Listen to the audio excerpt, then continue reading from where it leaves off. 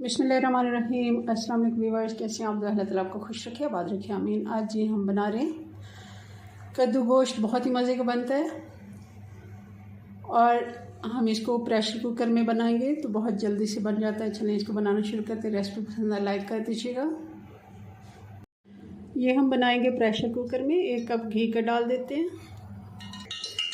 अब डाल देंगे इसमें प्याज। घी गर्म हो गया और साथ ही इसमें खड़ा मसाला डाल देंगे। 1 बड़ी इलायची, 4-5 लौंगे, काली मिर्चें और दालचीनी का टुकड़ा और 1 तेज़पात।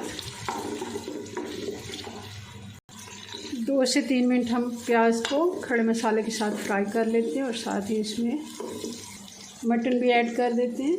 ये 1 किलो मटन है। अच्छे से इसको प्याज के साथ फ्राई कर लेते हैं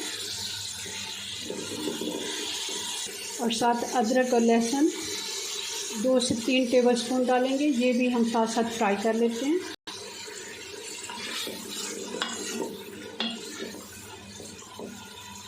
मटन है तो इसको अच्छे से फ्राई करना है। थोड़ी सी आंच मैंने तेज़ कर दी है ताकि इसकी स्मेल ख़त्म हो। जब तक इसका अच्छा सा कलर नहीं हो जाता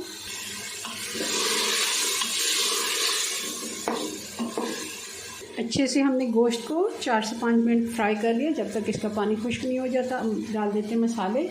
1 टीस्पून हल्दी पाउडर, 1.5 से 2 टीस्पून नमक या फिर हस्बे जायका, 2 टीस्पून लाल मिर्च पाउडर और 2 से 3 टीस्पून धनिया पाउडर।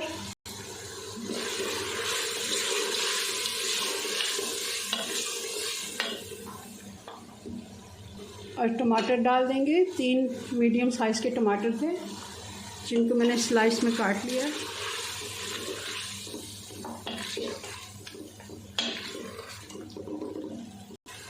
टमाटर का भी पानी खुश्क हो गया। अब इसमें डाल देते हैं हम पानी।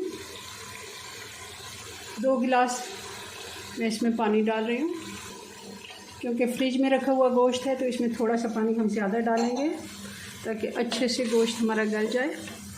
और 15 से 20 मिनट इसको हम प्रेशर देंगे मीडियम आंच पे। अच्छे से ठंडा होने के बाद हमने प्रेशर कुकर का ढक्कन खोल दिया। आप देख रहे हैं इसमें पानी है क्योंकि मसाला हमारा पहले से भुना हुआ है तो ये हमें पानी खुश्क करने की अभी ज़रूरत नहीं है। हम इसी में ही कद्दू डाल देते हैं